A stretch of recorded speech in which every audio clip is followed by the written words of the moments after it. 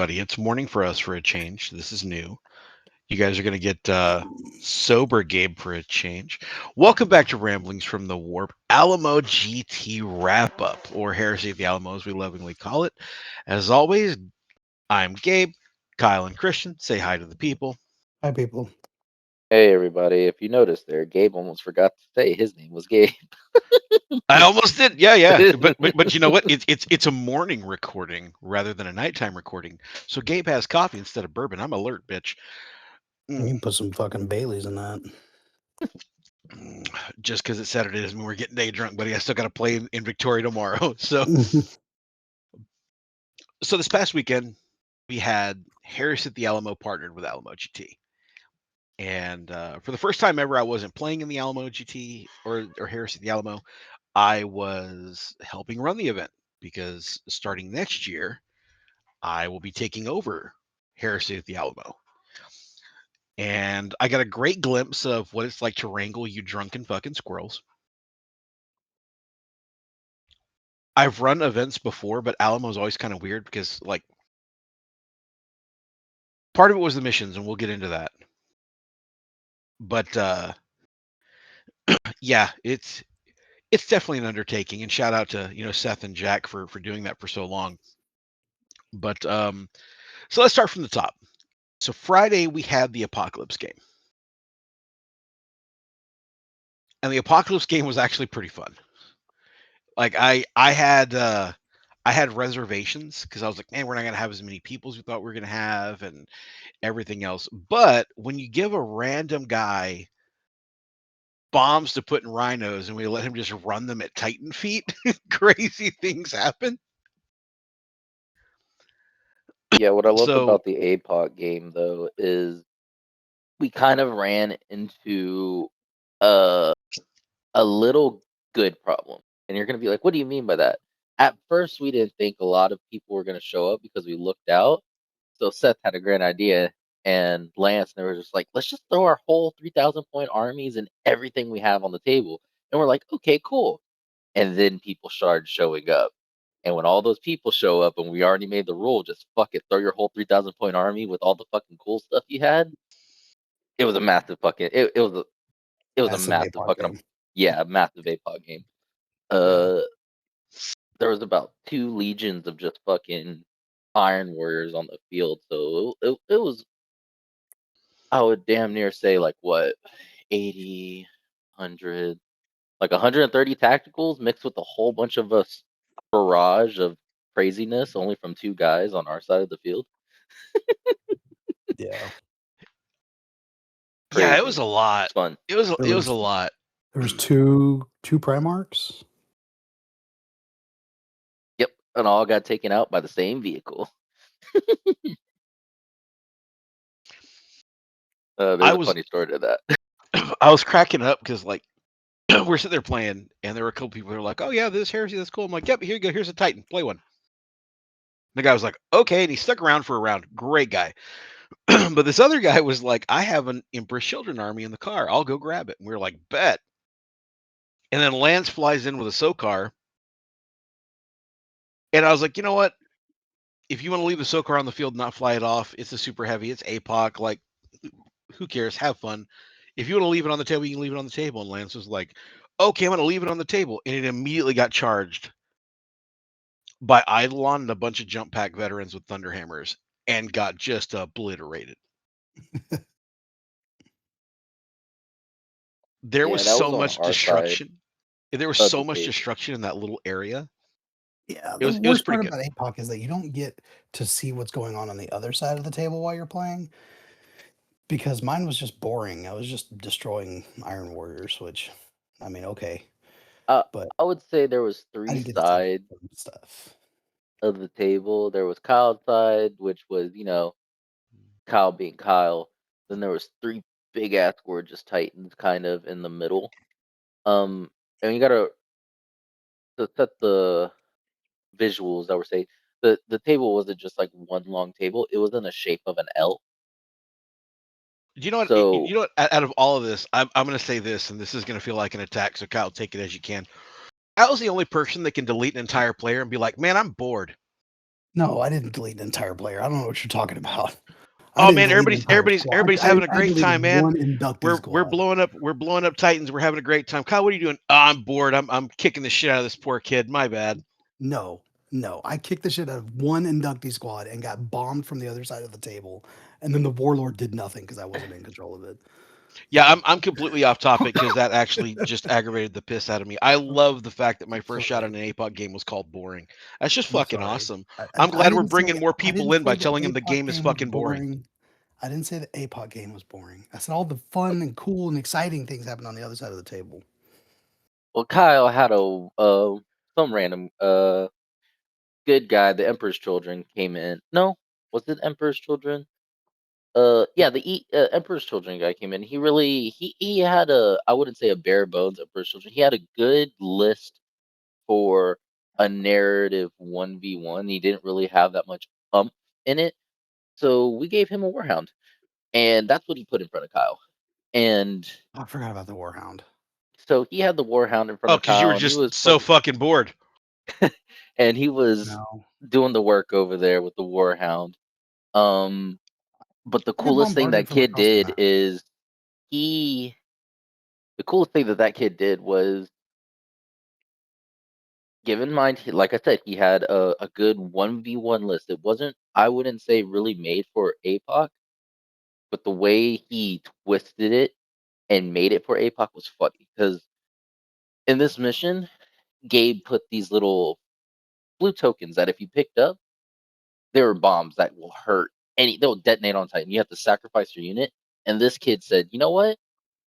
I don't have anything that goes bang, but let's make something that go bang. Dude, he had his tacticals. He started his tacticals off the field on the bomb, grabbed 3 of those fucking bombs, and then reacted and jumped back into the rhinos. And his sole objective was like, I'm car bombing this freaking Titan in its feet. So the way he twisted that, and he was like, man, I just have tacticals and stuff. He took those bombs and he goes, okay, now my tacticals are scary. That was really, really funny because we didn't think we had anything to really slow down those Titans. And that kid just out of nowhere was just like, I got this. Watch this. Go Yeah, gadget. I'm he gonna kept blow up taking my. he kept taking the rhinos, threw a bomb in them, and then just ran them and stuff. It was so cool. So he was doing that, and then he did take out the SOCAR, his jetpack unit. I believe I have a picture of it, just kind of like jetpack towards them, and because Lance doesn't have a stand for the SOCAR or whatever, we kind of just had it on the field, and the jetpacks were like on top of it, like they landed on them. So that was really cool to see. I thought it was cool, and like I said, this was just some, and we had a lot of random people in there, but he was the only one that had a heresy list. There was about 4 other people that came through, and they were like, "Oh, an apocalypse game? Yeah, let's go." I should have had, but it was all 40K. But funny enough, me and Gabe were talking about it, dude. If you just have 40K stuff, dude, we'll make it in an APOC game. We'll make it work, dude. 100%. In the APOC games, the rules are pretty bendy. You know, you can fly your flyers on. You can add a couple of fun rules. Our fun rules for this one was everything that was a vehicle, dreadnought, or automata exploded. Everything. There's only one main rule when you come to, I will say, our APOC games when Late Night Dice is there. Better have a good time. Better probably bring something to drink to have a good time, because we'll let anything happen. If you hand Gabe a bourbon before your crazy idea, he might just say yes.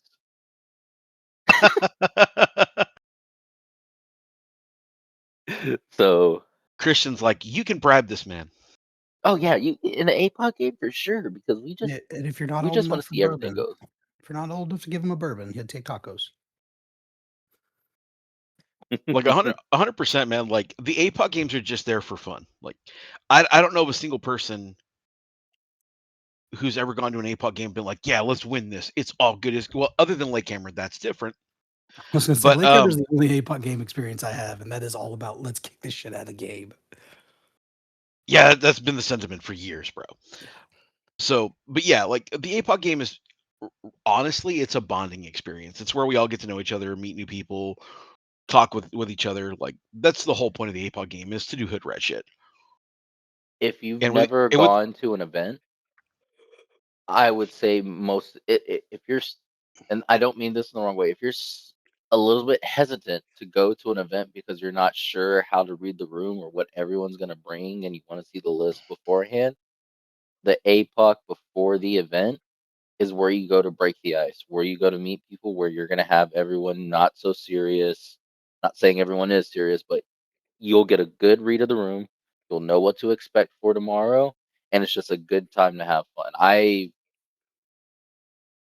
don't mean this in the wrong way. Damn near say the APOC games are usually like the best part of the event. unless you're uh, Kyle and you get bored. I'm bored. not letting All that the shit exciting slide. shit. All the exciting shit happened on the other side of the table. That's all I'm saying. I got to charge an inductee squad with 3 guys left in it. That's all that happened on my side, besides the Warlord Titan that got shot, or the Warhound that got shot by the Warlord twice because they came back. Like, I didn't even get to blow up my bomb because I had to fight for it. Tac I squad mean, on you tac squad, you slap hands. you.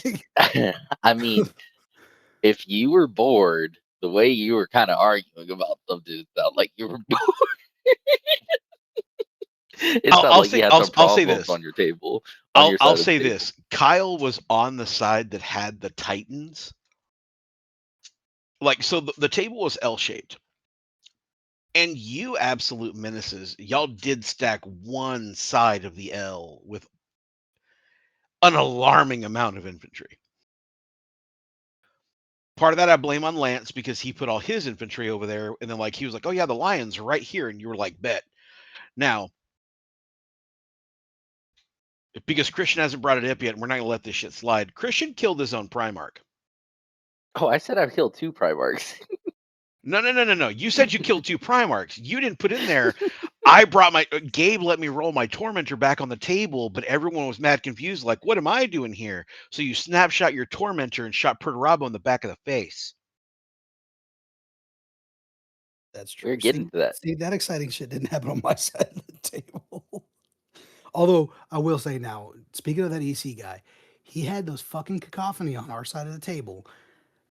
Those guys are no fucking joke. Like, I know we just talked about EC, and I know we just talked about how fucked up they were, and you were like, "Hey, these guys are pretty good." No, fuck those guys in particular. They fucked me up. There was 5-guy squad. They fucked me up every time they shot at me. Goddamn, those guys are good. So not sure if he got an invite to our podcast or not, but Tristan, if you're out there and you can hear us, thank you for giving Kyle renewed trauma. It takes a little bit of the heat off of Seth and a bunch of white scars. No, that was unequivocally unasked for. Is what that was. It was perfectly asked for. You had plasma cannons over there. And that's who got fucked up. Thank God I had cover saves. Thank God I had cover saves.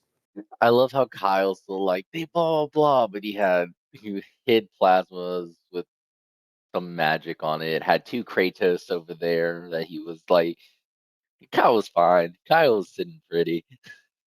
The moment I knew that Kyle was actually having a good time, as I walked over, I'm like, "Hey, Kyle, what's going on?" He goes, "I just put 78 wounds on the squad with my ether fire cannons," and I was like, "Okay." And I grabbed my little cup and I walked back around the hill. Yeah, I'll let that inductee squad have it, dude. I love how when everything walked back on, Kyle was like, "What?" Looking like Kevin Hart, looking out to the side, like, "What the fuck did you say?" Only It all because walks I back did on, put but a they're lot of effort into killing that fucking Warhound. I mean, yeah, the Warhound. The Warlord that was right in front of it decided to shoot everything else and not the Warhound. I was like, okay, well, I guess I'll take care of this with just my non-meltic Kratoses. the record. The guy who was running the Warlord put in work. I know. Yeah. I know. He's the one who killed Christian's Tormentor. Yeah. I'm not saying he was wrong in putting all of his firepower on the other to the table. I'm just saying, when you're standing there looking up at a Titan and you look at your Titan and he's looking the wrong direction, you're kind of like, oh, fuck. I guess this is our problem now. I had 2 Kratoses. You were fine. So moving on from Turns there. out I was, in fact, fine. Turns out you were, in fact, fine. Exactly. So going into the main event day, the first caveat to this whole thing is, as always, Heresy games are more narrative than they are competitive. And that rang really true this weekend, because this is the first time that the missions being used are being effectively play tested en masse. One of the things, unless you've run an event and written missions and done stuff, it's hard to understand just how much the average gamer can fuck them up. Like it's if any of you are listening and your parents, it's like giving your child an unbreakable toy and it's broken by noon. Right? That's what it is to make missions for Heresy. Or if any of you out there have a job, which I know we all do, it's like you just have a new guy come in. The thing you've been doing for 10 years, he decides to somehow does something new and fucks it all up. Yeah, 100%. 100%. So that being said, this was the first shot at a couple of these missions in third ed. They were carryovers from second editions. They were tweaked a little bit, but my lord, you guys found the problems. Hey, They were ironed out I quickly. distinctly remember hearing, "Hey Jack, this tree's supposed to shoot me, but it doesn't have a ballistic skill." And Jack was like, "Oh shit, 3." For the All record, right. again, I'm gonna be saying that a lot. For the record, no one had a bad time. No, No. no. Well, maybe my opponents. Not I'm even gonna them. say this. Yeah, they might have left a little bit shit out, but you also know who leaves shit out and doesn't make stuff correct? Fucking GW. Oh, I know. And how much I money know. do they have? Yeah, I know. I'm not making fun of Jack. I'm just saying. I just think they're standing next to that table, and I hear, "Jack, this tree's supposed to shoot me," and I was like, "What?" Then he goes, "And it doesn't have a ballistic skill." And Jack just kind of looked at it with like a deer in headlights, like, "Oh shit, is weapon skill 3? Get ballistic skill 3. There you go." At least Jack responds. GW would just sit there for years. That's true. No, what GW does is so much worse. They're like, hey, this thing doesn't have a ballistic skill. There would be an FAQ release and be like, if you find a model without a ballistic skill, ask an adult. Just make it up. That's We're what having that's fun, what boys. GW do. They would produce an FAQ that no one asked for. Mhm. So let's get into the first mission, which is it's trees. on table 5. I'm going to call it the first mission. It was actually on table 5, but the mission is called Emissary of Death. Emissary of Death as a concept is pretty straightforward. You're trying to capture a dead body for intelligence. Now, the hitch in this step is that Jack, when you control the assassin, has it in the missions where there's a pop-up assassin. You control the body. Yeah. In this year, he added a fun twist. That assassin had warp Alzheimer's. So every turn, it would flip activation to whichever player was active.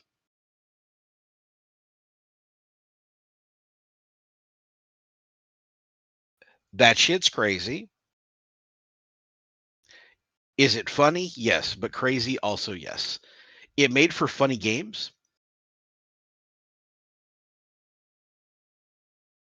I distinctly remember Kyle having like a tactical squad where he would just had the body and was just running for dear life. Yep. Because my assassin was the anti-psyker assassin. Nah, you'd be fine. So every time I fought with it, I suffered perils of the war. Not I had to take a test. I just took the D3.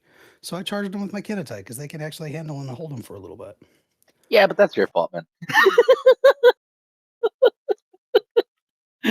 Like truly, the assassin came on the field. The assassin came on the field, and you and your opponent was like, "That would not affect me," and you're like, "Oh yeah, it won't affect you."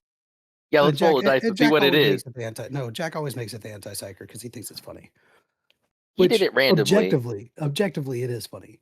You can't randomly choose the same psyker assassin 3 years in a row. Objectively, it is funny. But then he also kind of balanced it out by giving me an assassin that didn't flip turns. Like his assassins didn't flip.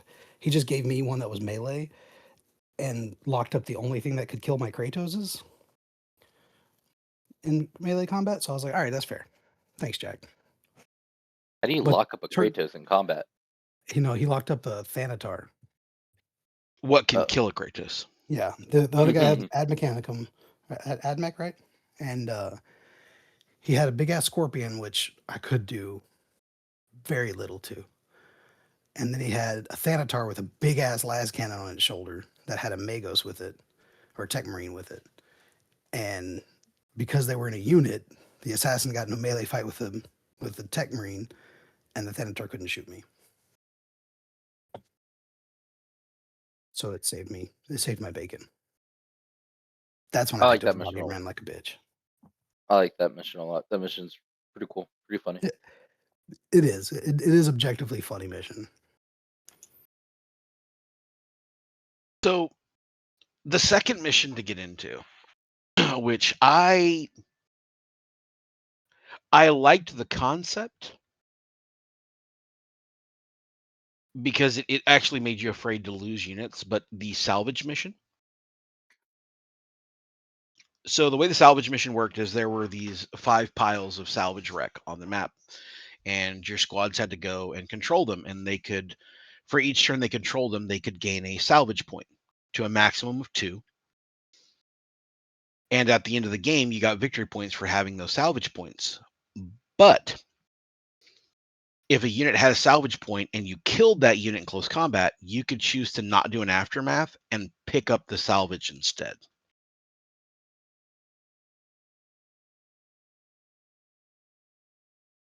That mission is creative and it's fun.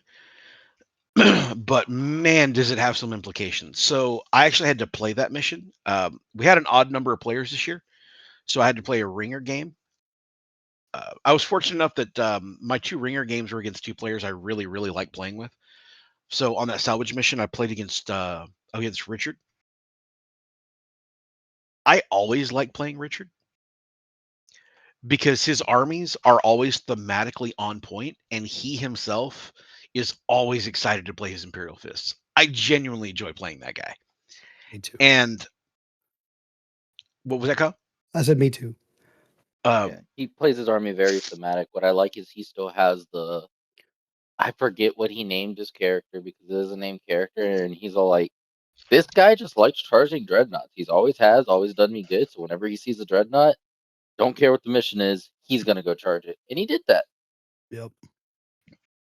But it was kind of a double implication thing because he was like, "Hey, I'm on 2 salvage points." So I was like, "All right, bet." I was like, "Here's Chi and Sebastian Circle and Gal of Warback," and I murdered all 3 of those units, scored Vanguard, and picked up their salvage. And I was like, "Ooh, that was a swing." Yeah, I think the salvage mission is the best mission at Alamo. I don't think it's data breach. No. I think the salvage mission is the best mission at Alamo. There was just some flaws in it, but rules as written, how that game is played, where everything was laid out for the mission, that is the best mission there.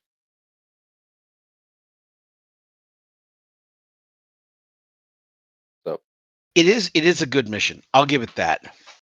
Because it motivates you to be killy while also like protect the salvage bits.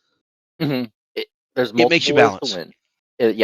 It makes you think about it, what you need to do. Do I want to go and pick this up and pick it up with my like Terminators, or go out and do my action and steal it from your guys? There's multiple ways to play this thing. The only downfall of that, the mission is the best mission, but why I would say wasn't the best table, was the terrain. That was the only thing lacking on that mission this year. But besides that, I think that's the best written mission there. Terrain as a whole is it's always going to be a conversation piece, because I feel like we make like a verbal agreement. Hey, this is medium, this is heavy, this is light, this is this. And then at some point during the game, we abandon it. It's a common thread that happens. We forget about the terrain. Not casting shade on Seth or Jack, because Seth does provide a shitload of really good terrain, but an absence of a footprint makes it very difficult to care about terrain. Yeah, no, and that's what. So when I say like, the funny thing is that there was an absence of terrain. If you look at that mission, and we have pictures and show you that picture, terrain is beautiful, as in there's parts of different like titans and automata, and It looks like a it salvage looks like a yard. barren. Yeah, it looks like a salvage thing. But Gabe is right. Some of the terrain features we use don't have very well established footprints. So in game afterwards, you're just like, intention, I could see everything. And that's where it kind of flips it on its head. But besides that, everything else was gorgeous. And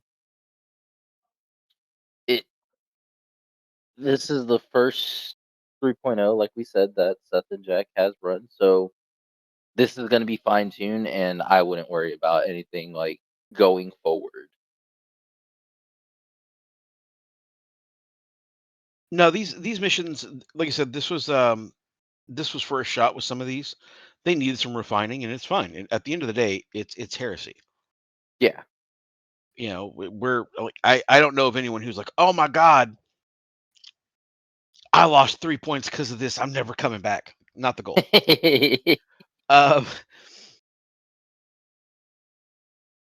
That I will say, the third mission down was the one that I thought was hilarious, which is the data breach mission.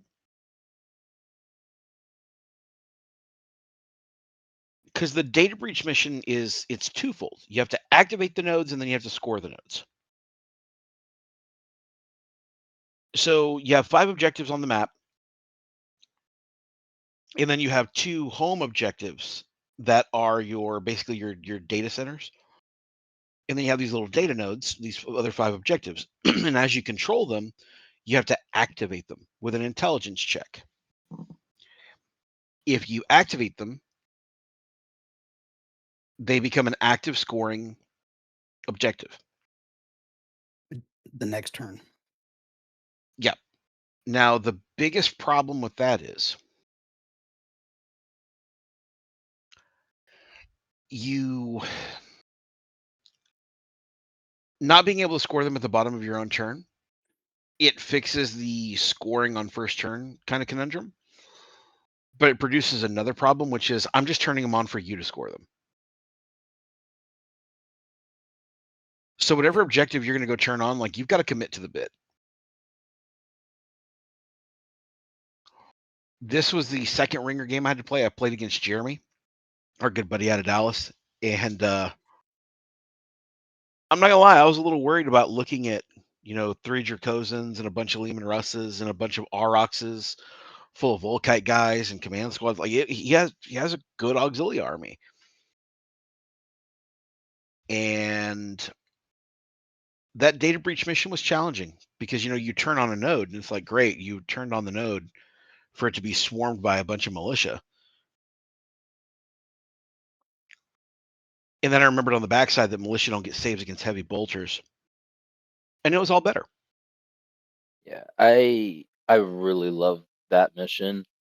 I think it's the second best written mission there, but overall for the event, that was the best, and I think the most balanced mission that they had. Line of sight blocking, terrain, everything was good. The way that you played that mission was good, and like you said, you turn on one and then your opponent can score it. I think it was when I played Dorn that like I was like, okay, I'm gonna turn this one on. And he was like, okay, I'm coming for that one. And I was like, are you sure? I was like, I'm not scoring it, but guess what? There's 3 dreadnoughts there and a tactical squad ready. Even though I'm not scoring it, they're ready to bounce like right when you go and try to score this one that I turned on. the coolest thing about that mission too is however you left the nodes at the end of your game was how they started for the next guys that came. Yeah, it was persistence. Yeah, so if you like had the middle one on and the two on, or in the 1, 2, 3, 4, 5, there were 6. There's 2 on the left, 2 on the right, 1 in the middle. So however you left the configuration of red light, green light on off is how it started for the next opponent. That's 5. Oh yeah, my Yes, bad. it's 5. It was 5. I said 6. Oh, I know. So that was pretty cool though. So I think the persistence of that mission is really fun. I think that what's funniest about that mission is there were big ass walls. That was one of the missions where the terrain was very clearly in the way.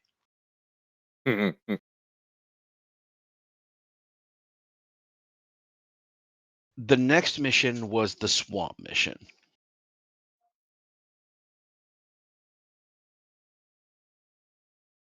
The hell trees. Dagobah. I think it's funny that Lance lost a centurion to a tree. That made me happy. Because if bad luck's going to happen to anyone, it's going to be Lance. I love Lance, but he is the guy who would lose a command model to a tree. Yeah, that's like. But those trees My also, when I was talking to Aaron, he's like, "Oh, I played that map against John."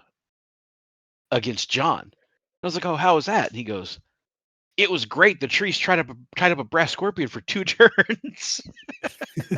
Yeah, no, that was me. Yeah, no, that was what I was about to say. I was playing against John Rich, and the size of the brass scorpion was able to touch 2 trees at once. So his plan was 1 turn he'll hit 1 tree, kill it, and then just pivot the next turn and slap the other tree. It didn't go that way. He went for the first tree, shot it, did damage, walked up to it, tried to slap it with the brass scorpion, and ended up missing all of his attacks. And then the tree came back and was like, "Your brass scorpion takes 2 points of damage." So, yeah, exactly. He got tied up for 2 turns trying to kill these trees. It was Man, pretty fun. shout out to John Rich for bringing a brass scorpion to a knife fight. For sure. The funny thing about John Rich, what I loved was I got to see the joy in him that we all know and love. But as we started talking about his list and learning about certain rules, it like springed a new life into him when I was like, "Hey, that's an automata, right?" And he's like, "Yeah." So I was like, "All these Kratos around here, they're fucking Melta and Armor Bane don't work against you." And he's like, "Oh shit!" And I was like, "Yeah. Also, these things explode. This is how explosions work." And he's like, "I thought it was shit. This is so good now." He's like, "I'm gonna bring everything with explosions that I can because it's in my whole army. That's my favorite gimmick." Like there was just so much going on at that point. Um, my game with John Rich was amazing. That was fun. I was on that map. I have 4 rhinos with tacticals in them. They all got shot pinned by the fucking everything in my arm. So my army is made to stun and pin you. He's all automata, so I could never stun and pin him. And then the trees also did shock pinning, which work on walkers and rhinos, which my whole list was walkers and rhinos. So everything in my army was just shock pinned by the trees most of the time. It was fun. It was a fun game. It was hilarious. I was just getting my ass beat by trees. I think everyone had that feeling. Yeah, those trees are strong, man. I know It's a that fun mission. when Kyle played on the mission, you're playing against Richard, right? I was playing against Richard the Imperial Fists. Yeah, and he killed a good chunk of the trees, but didn't get the main objective. Yeah, the last tree was the one that the body he was looking for was in, and he never got to kill it because I killed all the guys that were on that side of the map. Yeah, Jack and Seth have this healthy obsession with finding hidden objectives and dead bodies and such. I think my favorite moment in that mission was when Richard's Huskarls decided to charge Ahriman. Or they decided to focus Ahriman. So Ahriman kind of hung out in the back with the rapier laser destroyers, just to give them precision. And he the Huskarls got out. I killed the Spartan that they were in with my Kratos, so they got out. And then I started, I pot shotted them a little bit here and there with like the Aether Fire Cannon guys and the Volkites on one of the Kratoses, and I tried whittling them down, but I had other targets. Then he's like, "All right, we're coming after Armon." And I was like, "Oh, I need to focus you now." Okay, got it. And I got 3 shots with the laser destroyers on them, and he was down to the Centurion and the Praetor. And when he finally charged me, Armon handily beat the Praetorian because Armon is no slouch when it comes to melee. And then the Centurion ran away, or the Centurion ran away with 1 wound because of how terribly they fell. And I was like, look at Armon proving that he's a man back there with the laser rapier battery crew. Yeah, one of the greatest psychers in the Imperium, hiding behind guns. Yeah. He had a goal, he had a mission, he did it well. Now, the last mission, I'm not going to lie, this is my least favorite mission. I'm not going to say it's my least favorite mission because it's like not decent. I just feel like it hasn't been fully tailored to third ed yet. This is the dedicated Alamo mission, and this is where each side has 3 additional characters that are added to their army. And those characters can be added to units, but they still have certain Legion traits, so it kind of messes with your ability to do things.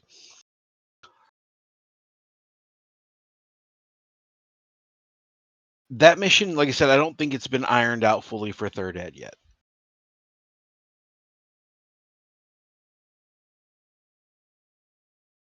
But it does produce some interesting possibilities. Yeah, me and Seth actually talked about that mission in length, and they already got some improvements coming down. I think that will make that mission better or worse, saying just better overall play. But that mission is fun. The potential is there. When we played it in second ed, that mission was amazing, you know? And it still is amazing. I just think you're right. It needs to be retailored. Um, the characters that we use just need to be retailored a bit for third edition. Agreed. Yeah. It's hard making 6 brand new characters for a brand new edition, you know? that ain't easy. Especially when you're gonna keep the theme of the Alamo. But randomly think about it. I don't know why this just popped in my head on that tree mission, and because Kyle called it Dagobah. I think now I'm gonna go and get like a little Yoda toy. So every time I play it or randomly throughout the event, I'm gonna switch the dead body with like Yoda. And be like, oh, you found him. That's my headcanon anyways. That the mission where you're trying to get the dead body of the emissary of death, it always cracks me up because I'm always thinking like Space Marines are struggling to carry a dead body. So it makes me wonder if the guy isn't dead, but he's like Key and Peele dead. where like he's still like alive but faking it, so you're having trouble wrangling the stupid dead body. I mean, sometimes it takes a turn or two to kill that damn assassin that's there. You're not wrong. You The go, assassin throws a wrench in the machine, man. you go and pick it up with the 10-man tack squad, and he's like slice, slice, slice, and like 8 of those dudes go bye-bye, and you're just like, oh well, okay. Or hear me out. You get in a challenge with your centurion, and you slap each other for 5 rounds of the challenging and suffer nor put any wounds on each other. That sounds like y'all are bad at fighting. Eventually, Isn't there a gambit to John, run? John just said, I'm going to run. I want to withdraw. That's it. I'm done. Yeah. I was like, okay. After 5 rounds, he's like, the assassin runs away. Just so that we could go on to the next turn, to turn 2. Yeah, that was funny. I had a lot of fun with that. And I'd tell you right now, if it wasn't for that one assassin, if it wasn't for the 2 assassins completely distracting us, that mission would have hurt me a whole lot more. I think I would have got wiped off the table.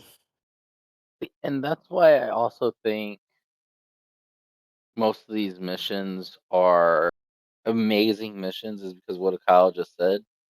The random event missions in there distract you from it being just like, I'm going to score. That's my turn. I'm going to score here. That's my turn. So the random shenanigans, cool narrative to the story, if it distracts you like that, like Kyle just said, like they were just fisticuffing for 5 fucking rounds, I think it did its job. It pulled you into the game, and it's that narrative part of it, like, got you. So yeah, I think Emissary is a good mission. A little tweaking though. Yeah, I think all the missions are going to be good. They just need some time. They need a little bit more play time, and it needed play time with the masses. You know, I can play test a mission like in the backyard till I'm blue in the face. But if I Yeah. give that same mission to Alan Bailey, he's going to find a way to fuck it up, right? If I give that same mission to like Christian and John Rich, they're going to come back and be like, "Hey, so we broke your toy. Fun. Thank y'all for that." You know, so most definitely it was a good time. Yeah, the only and this is just a me thing. The only thing I hated about the whole event is I didn't get to play my Rhino drop pod mission. I was so salty because I love that mission. Every time we've gone to Alamo and Warzone, I get to play the falling Rhino mission, and I think you that and mission's Gabe. I so think me, cool. you, and Gabe might be the only people who actually like that mission because I heard nothing Oh, but it's so no, not random. the rhinos. Bitch, It's I so hate that random. mission. Do Yeah, you? I hate that. I love hate that mission so much. because the last 2 times I've played it, right? And this is not like a once in a blue moon thing. No. Last year I was playing against a very competent John Rich.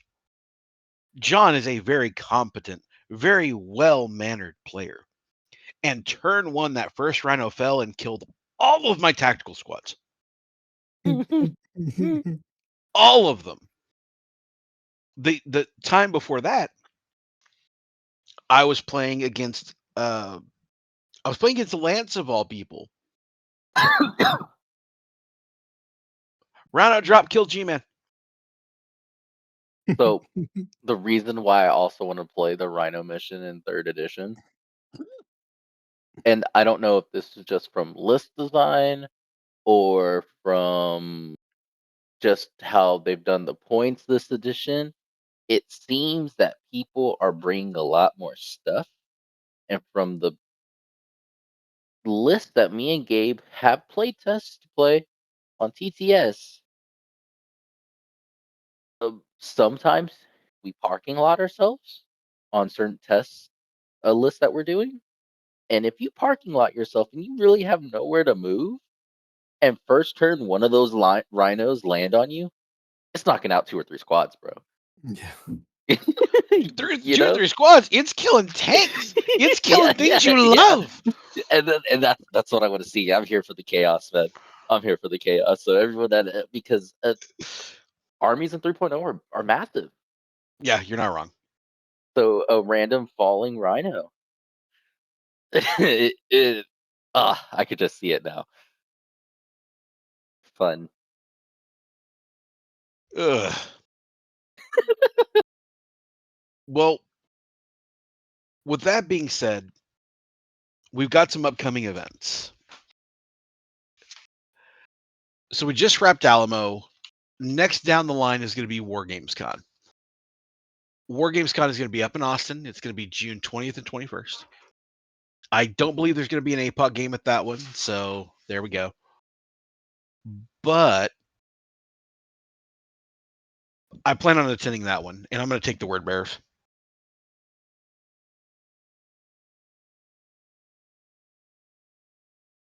I think that's what I'm going to take. Yeah, the more representation of those word bearers, and all of you guys should go up to Gabe and just look at him, because that is the raffle army, and you don't have to attend where we're raffling off that army at. You could sign up and buy the tickets, and yeah, see if you win the army. So I wouldn't be afraid to just go look at it. That's why he's bringing it to these events. Beautiful painted army too. Yeah, so this will be with me. This will be with me to WarGamesCon, and it'll get raffled off at Warzone, and then at Warzone, I will have to switch back to one of my other legions. Yes, sir. We'll see how that goes.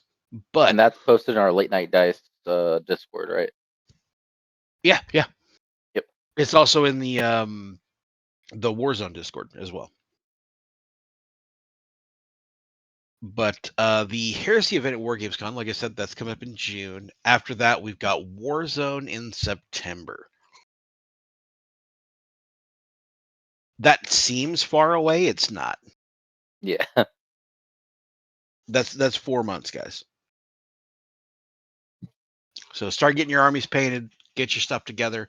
If you're new to Heresy and you want to get some games in, come by, holler at us. We do have some learner games coming down relatively soon, because we actually picked up like 4 or 5 new players over this past weekend. That's going to take some time to crunch all that out and get those guys ready. Hopefully in time for WarGamesCon. Most definitely in time for Warzone. I'm thinking Warzone's going to be a really packed event this year. Oh yeah, Warzone's gonna be packed. But with that being said, thank you for joining us for the Alamo wrap up. Next week we will continue our Legion reviews. We'll figure out which one of those is going to go first. I don't know if it's going to be me, Kyle, or Christian. There's only 3 Legions left, and all 3 of them are going to be interesting. But with that being said, Kyle, Christian, you got anything else? Yeah, I randomly because we forgot to mention it, and I need to mention this because hopefully that's the same place next year. We're on the Riverwalk, folks. This venue was fucking gorgeous. We're actually at a big venue where we're not hitting each other's elbows and stuff like that, and everything that we wanted probably was in walking distance. Maybe a little bit pricey, but this venue was amazing. So next year I hope it's at the same place. Just need to put that out there because the food we ate was good. We got to walk outside, walk the river walk. There was a chocolate place nearby. Everything was there. The parking wasn't even that far. Yeah, we also had a pretty baller dinner after the first night. Yeah. Oh yeah. I funny conversation too. Was it a Vash or whatever? We all got drinks and they came in these big fucking at the Mexican restaurant. Yeah. So we break for lunch. We break for lunch. It was me and Christian, Kyle and Jeremy. Avash is his Discord name. That's why everyone keeps calling him by that name. It was John Zonka and Lance. Christian ordered a drink. I'm not gonna lie, I'm a little jealous. I ordered a Modelo, a 32-ounce Modelo. Kyle was like, I'll get one of those as well. And Jeremy's like, I'll take a Corona. And they're like, bet. Christian ordered something that came in a big bowl with a jarrito shoved in the top with an inflatable flamingo floaty. It was hilarious. I didn't know it was gonna come with the inflatable flamingo. It didn't have that in the picture. It was delicious though when it came with that. I was like, I'm taking this. They're not getting this back. Which just reminded me, I forgot I had that flamingo and I brought that back for my son. So I need to go get that. That's in the car. They bring out these Modelos and they're the size of our heads. They're traditional Mexican 32-ounce bowls, dude. And Avash just has a bottle of Corona. Yeah. He's like, what the fuck is this? That shit was funny. And then Lance was like, I'm gonna have a Modelo too. And Jeremy's like, I feel cheated. Yeah, because at first I think Lance was also gonna have a Corona or something too, but he didn't get to order like when we did. The guy just he ordered a water, and then when he came back with our drink, he was like, "I'll have a Corona." And then they showed Gabe and Lance and all of ours, and he's like, "No, scratch that. I'll have a Modelo." It was like literally a commercial. Yeah, 100%. So everybody's around the table with these big ass glasses of beer, and then here's Jeremy with his bottle, looking like a Fast and the Furious reject. Yeah, that was. I forgot about that. That's funny. Yeah. He made up for it though. That boy can drink. Oh yes, he can. Kyle, do you have anything? I just want to say I look forward to seeing everybody again. I know I'm gonna see a lot of those people at Warzone because it's like that. A lot of the people from Houston came to here for this, but I'd like to see some guys at War Games Con. You know, I know there are other Heresy players in our area. I'd like to meet them. I'm excited for War Games Con. I don't know if I'm gonna be changing my list between now and then, just because I don't have the time to paint up another list. But I'd like to be able to play it. And play new people. I am excited to see a lot of the guys as well. War Games Con last year was a little thin because there's late notice. I'm hoping this year it's not as thin, but Warzone is going to be crazy because I have a list ready for Warzone that I think I'm gonna be that guy again. So stay tuned for that. But with all that being said, guys, thanks for joining us. Thanks for hanging out. All of you that we saw at Alamo, thank you. We had a great time. I love seeing all you guys. I expect I'll be seeing a lot of you a lot sooner. As a matter of fact, this weekend I'm going to be seeing John and Aaron, so I'll get to see Aaron and his brand new award, Baby Knife. Also, And random. Sorry, Gabe. Did we yep, inform everybody that next year for also Alamo that Seth and Jack will actually be playing for the first year ever because you're taking over it? I said that I was taking over, and I didn't say that they were going to be playing because I don't control what they do. But if they don't That's show what up, I they will. announced. If they don't show up, I will talk what can only be considered an eternity's worth of shit. Yeah, so if you want to get back at them, for all these mission and dropping rhinos on your armies and stuff. Supposedly, at the end of the event, they said that they were going to play. So Yeah, like I if look they forward to don't that next year. if they don't show up for Alamo next year, then I will go to Warzone with the most distilled cancer of a list that I can muster. Like you'd be like, you thought 2 Kratoses were bad. Nope. Here's my 4 Kratoses because I can. Here's 2 Kratoses and a Mastodon. Have fun with that. There's a problem with someone who's been playing for a very long time with disposable income. I'll be the problem. I don't mind at all. So third try it wrap. Love you guys. I love seeing everybody. As always, we're here every Monday we'll drop our episodes. Every Tuesday we have our hangouts. Feel free to pop in anytime. If you want to learn about heresy, you want to do some stuff in the channel, reach out to me, Kyle, or Christian. But until next time, guys, as always, happy dice, happy life. Fuck Erebus. We'll catch you on the next one. Adios.